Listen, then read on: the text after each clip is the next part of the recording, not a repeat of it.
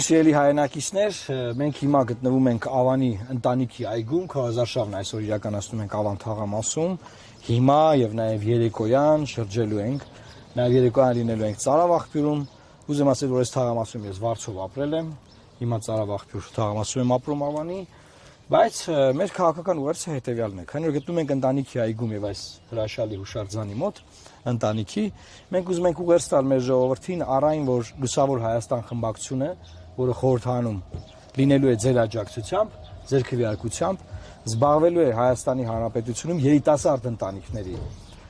խնդիրներով, երիտասարդության խնդիրներով, ինչու որտեղ մենք գտնում ենք, որ ընտանիքը պետության բջիջն է, եւ մենք պաշտպանիր ինքնությունդ կարգախոսի մեջ, բնականաբար տեսնում ենք ընտանիքը, հայ մարդու ընտանիքը եւ թե ինչպես ենք պաշտպանելու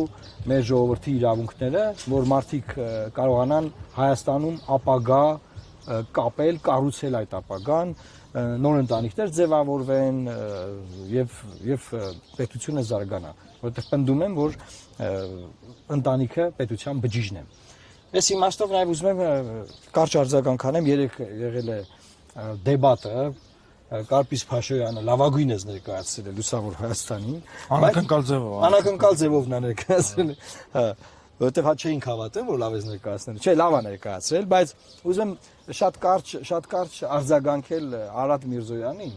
որ ինքը այնտեղ ինչ որ պնդում է արել, որ խաղաղության այդ համաձայնագրի տեքստի վրա իրար հետ աշխատել ենք, եւ ինքը զարմացած է, որ մենք չենք ստորագրի այդ տեքստը։ Ինքը զարմացած է, որ մենք ուզում ենք դատենք այդ դրա ստորագրողներին, ինչի, որովհետեւ այն տեքստը, որի վրա մենք աշխատել ենք, այդ տեքստը չկա, ես ես վստահեցնում եմ, եւ կա Ադրբեջանի բոլոր առաջարկած հոդվածները, որոնք իրենք գնացել ստորագրել եւ համաձայնել։ Դեպաբար ինչ կա զարմանալու, որ մենք չենք ուզում Ադրբեջանի կողմից մեզ հրամցված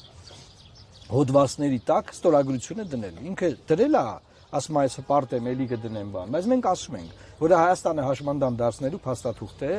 դրան դեմ ենք եւ այդ փաստաթուղթը պետքա փոխվի եւ կփոխվի, սիրելի հայրենակիցներ, եթե դուք այս ընտրություններում գնաք ընտրական տեղամասեր եւ քվեարկեք թիվ 19 քվեաթերթիկով։